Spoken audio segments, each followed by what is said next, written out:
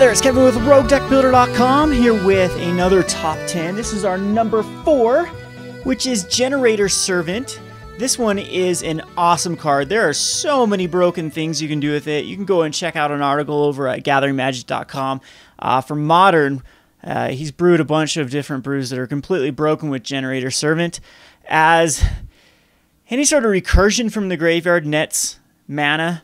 A lot of times you can get this guy back for less than he can actually generate mana. But what I like this guy for is standard. The ability to give someone haste is absolutely broken in the format right now. And I think he's going to make a lot of cards that were underwhelming in the past actually begin to perform a lot better than they did, or actually make them viable in especially what I think is a Jund strategy with Generator Servant. So let's just pull up the Magic Online here.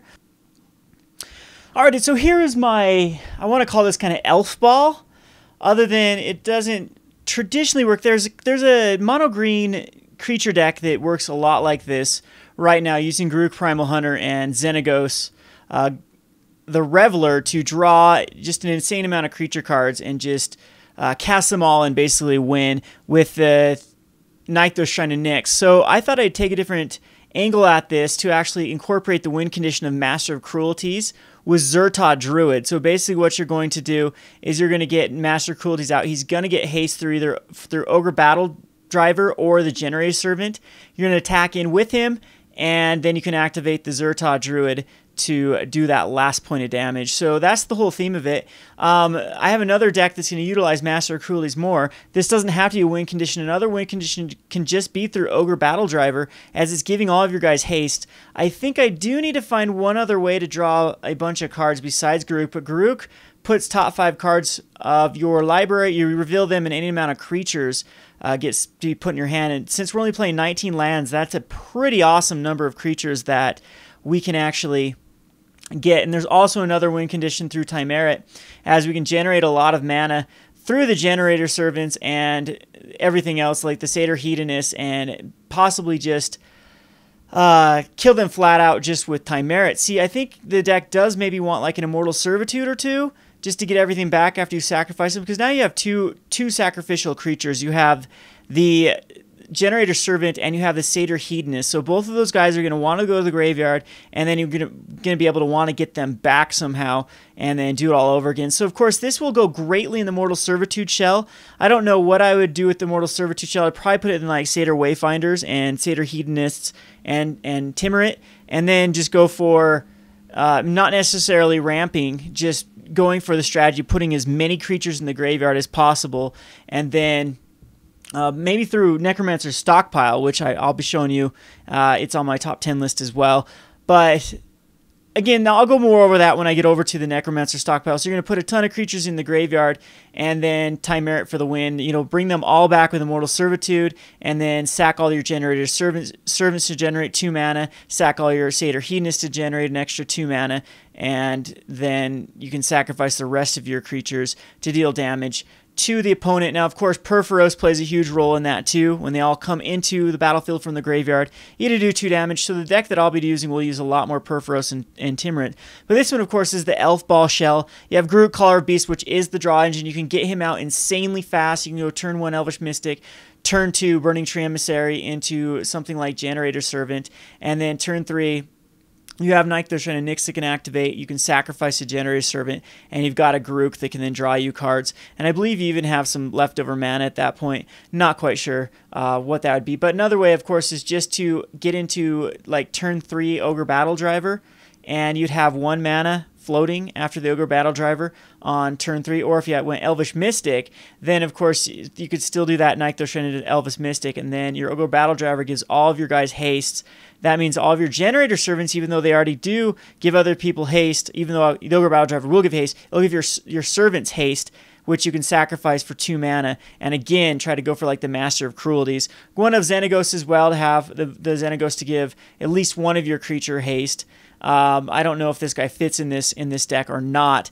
Then, of course, just some options. You can still go the Domri, Elvish Mystic Domri, Xenagos combo. I think the Generate Servant does fit into this very well because it's another way to ramp into your big guys. And then you could go other cards like Stormbreath Dragon. I'm thinking about Brigamos. Brigamos, you could get this guy out 1, 2, 3, 4. With Generator Servant, giving this guy... Brigamos is one of the guys that absolutely wants haste. This guy does not have haste. And when he deals combat damage, and a lot of times with the haste creatures, they have no time to react to it. Your opponent's tapped out.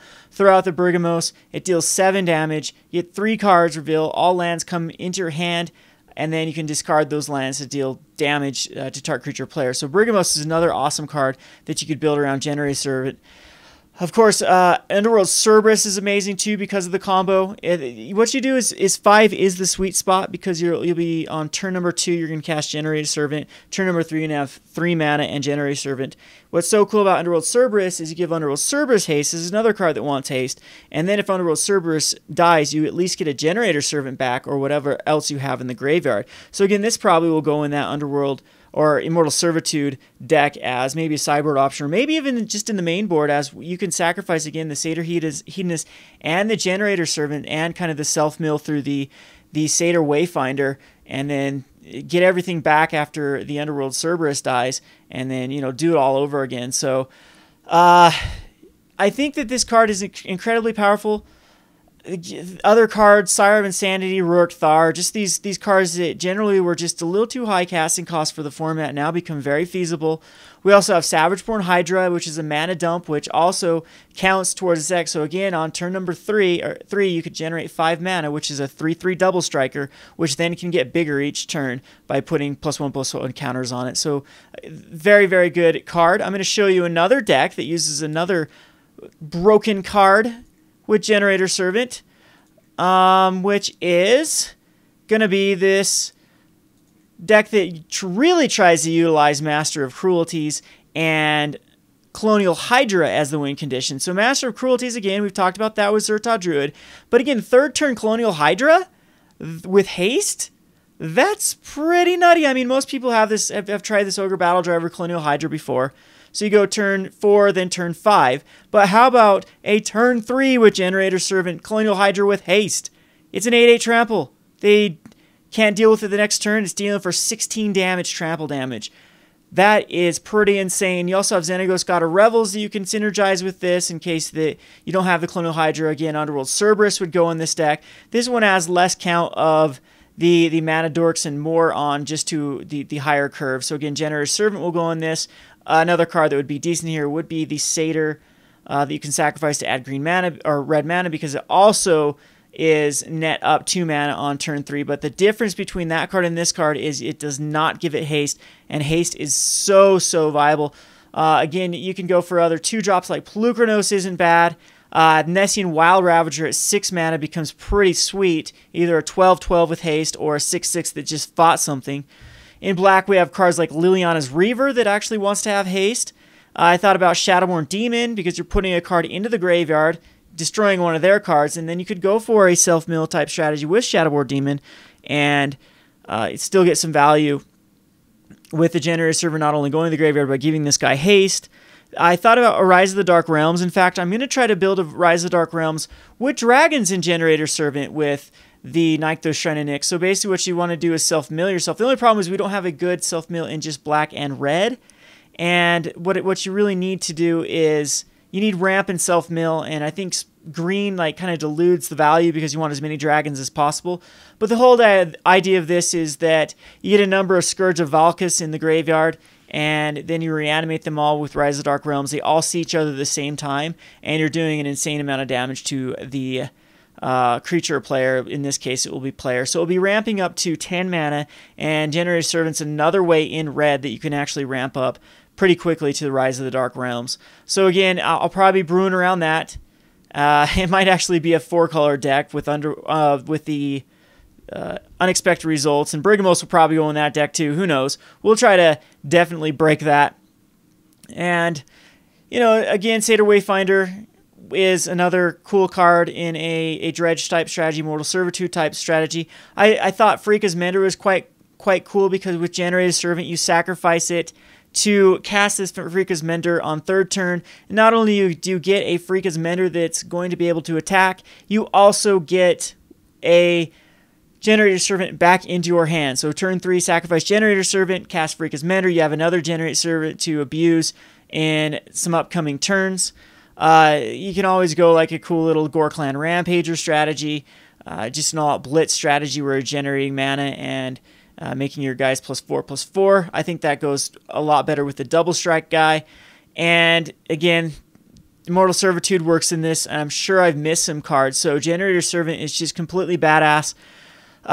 Just the combinations it has. So again, I'm going to try to make a Rise of the Dark Realms. I'm going to try to make a Immortal Servitude deck based around it. I'm going to try to make this Master of Cruelties Colonial Hydra Jund list work around it, and also just that Elfball type strategy. I guess you can't call it Elfball because it works the same way as old Elfball, except you're just using all dorks to generate a bunch of mana and then Nike Shrine Nyx and then fill up your hand back up with Grook and then eventually find your hasters and win the game. So anyway, this pretty sweet little card. It's definitely, I could rate it higher, but it already has a lot of people excited. So just an obviously good card with Generator Servant.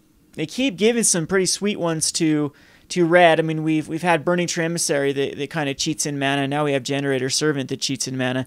So all the pieces are definitely here. We have this window where both are legal, where you can go turn 2 Burning Tree into turn 2 Generator Servant, which I think is just amazingly powerful. Again, Generator Servant can actually be sacked to activate Nike Shrine Nyx. I don't know if you'd want to do that necessarily, but even on turn 2, you could net some mana wish. No, I guess you'd need more stuff out. Well, if you went Burning Tree, Generator Servant, but at that point, you probably want the devotion from the Generator Servant, and then just sack it after the Nike Shrine Nyx, and then actually get a big guy out. So very excited about this card. I think it's amazing. Again, it's probably going to see play in Modern, at least in Fringe decks. You never know if it will even see play in Legacy. I hope you enjoyed this list. This has been Kevin with Roguedeckbuilder.com. We'll look at a Generator Servant one more time. Thanks for watching.